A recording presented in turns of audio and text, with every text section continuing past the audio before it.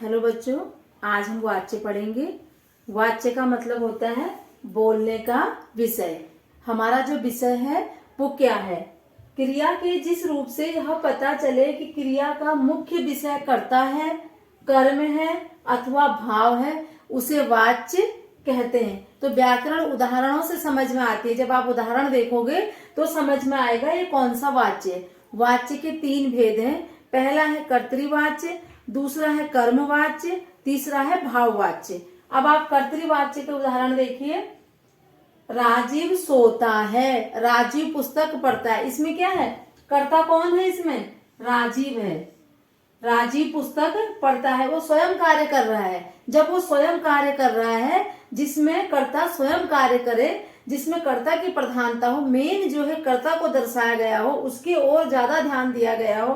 राजीव खाना खाता है, राजीव पुस्तक पढ़ता है, राजीव स्कूल जाता है। कर्ता के बारे में बात हो रही है। इसमें जो बातें हम कर रहे हैं वो राजीव के बारे में। कर्ता का मतलब क्या होता है? अंग्रेजी में आपने सब्जेक्ट जिसे कहते हैं आप।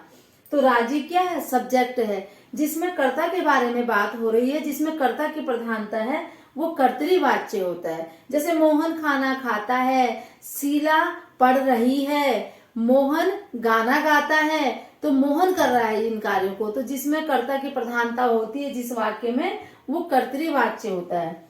दूसरा है कर्मवाच्य।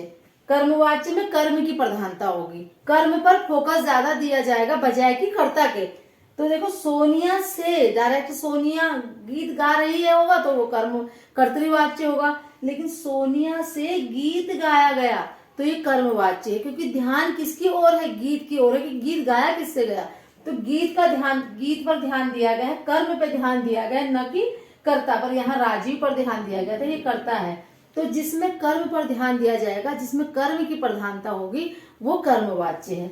अब जिस वाच्य में की परिभाषा से ही पता चल रहा है कि जिसमें जिसकी प्रधानता है, तो जिस वाच्य में भावों की प्रधानता होगी उसे भाववाच्य कहेंगे। भाव आपको पता है हमारे मन के भाव हैं जो, उसी को भाववाच्य कहते हैं। जैसे सोहन से चला नहीं जाता, मोहन से खाया नहीं जाता, मोनिका से गीत गाया नहीं जाता। उससे नहीं हो रहा है काम। जैसे आप कहोगे मुझसे पढ़ा नहीं जा रहा है, भाव आ रहे हैं हमारे अंदर से, नहीं हम नहीं पढ़ पाएंगे। तो भाववाच्य ऐसा नहीं होता है कि सारे नेगेटिव सेंटेंस होते हैं। मुझसे खाना खाया जाता है, ये भाववाच्य है। ये वाच्य समझ में तब आएंगे जब भाववाच्य, कर्तृवाच्य और कर्मवाच्य को आप ऐसे करके उदाहरणों से समझेंगे। अब इसके कुछ उदाहरण देखिए। कर्तृवाच्य का कर्मवाच्य देखिए। नेहा ने आम खरीदा, नेहा के द्वारा आम खरीदा गया। उसने फूल तोड़ा, उसके द्वारा फूल तोड़ा गया। रमेश पत्र लिख रहा है, रमेश द्वारा पत्र लिखा जाता है। ठीक है, कर्म की प्रधानता है और जिसमें द्वारा आता है उसमें कर्मवाच्य आता है। अब कर्तृवाच्य को अगर हमने भाववाच्य बनाना है, रमेश नहीं पढ़ता, रमेश से पढ़ा नहीं जाता। रमेश के मन के भाव दिख रहे हैं इसमें, उसे पढ़ा ही नहीं जाता।